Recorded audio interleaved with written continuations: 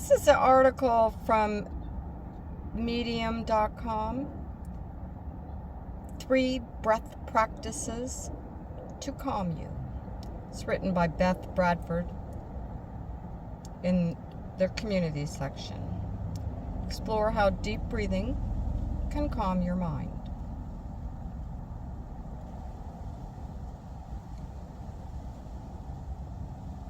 One of my students must have noticed my inner tension in my last conversation with him, and so he sent me a quick note. Just breathe, Dr. Bradford. I laughed somewhat, recognizing that the persona I adopt as a college professor is quite different from the persona I adopt as a certified yoga instructor. Because he knows that I practice and teach holistic wellness outside of academia, he will often send gentle reminders for me to live more like this at work.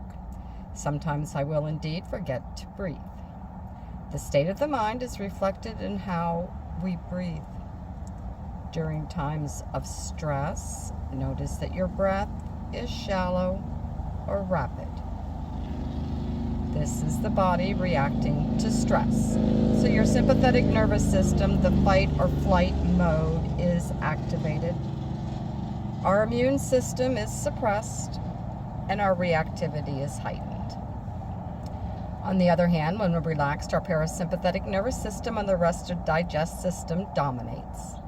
Although these divisions of the autonomic nervous system work independently of one another, their functions are quite opposite.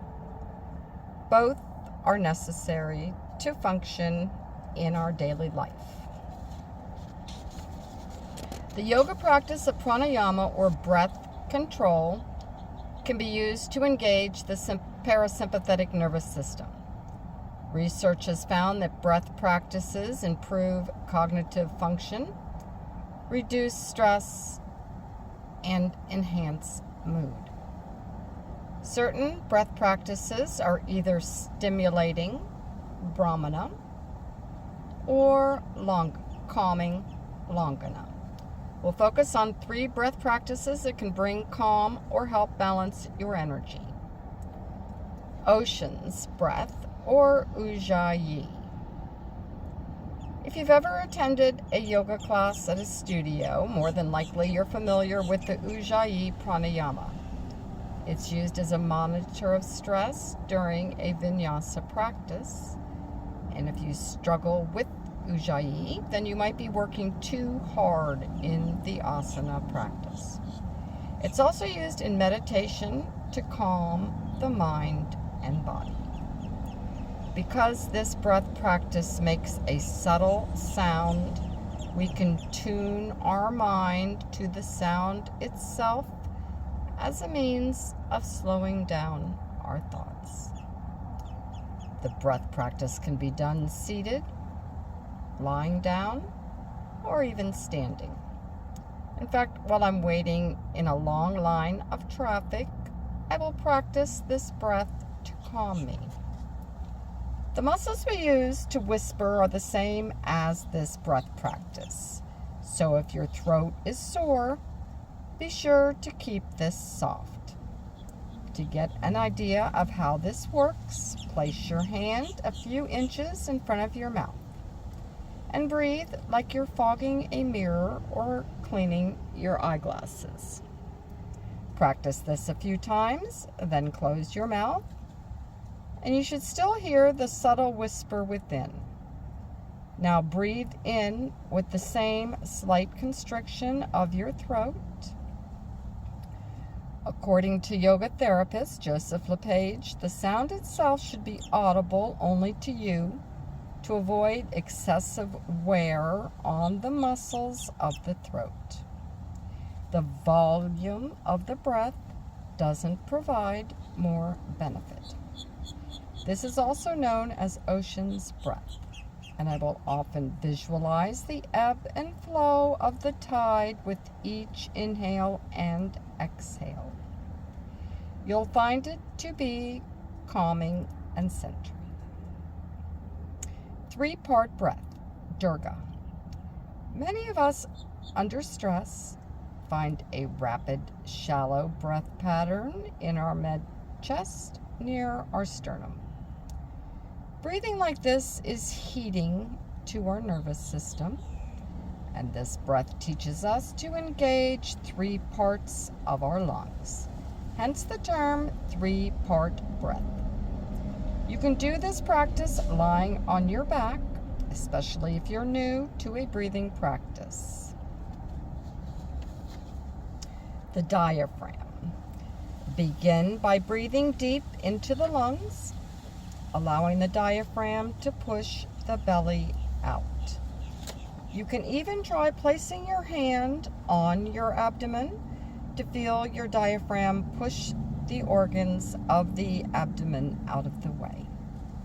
This engages the parasympathetic nervous system, which will relax us.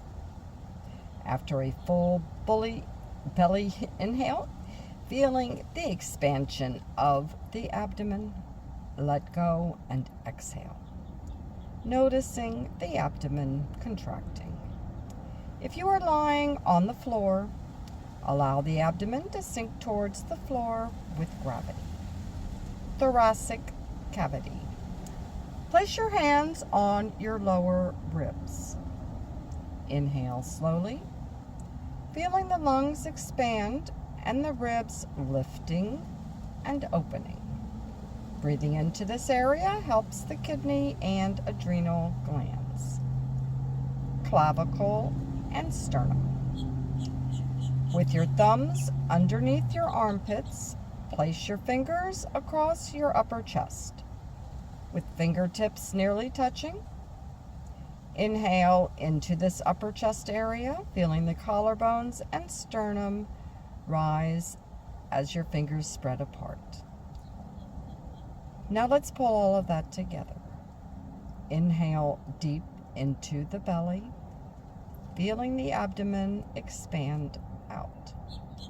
Then into the thoracic cavity, feeling the ribs open, and finally into the collarbones and sternum.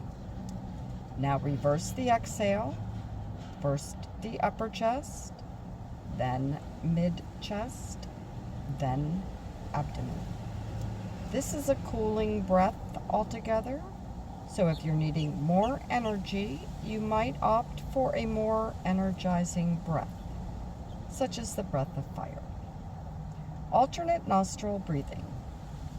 This is a balancing breath that balances the parasympathetic and sympathetic nervous system.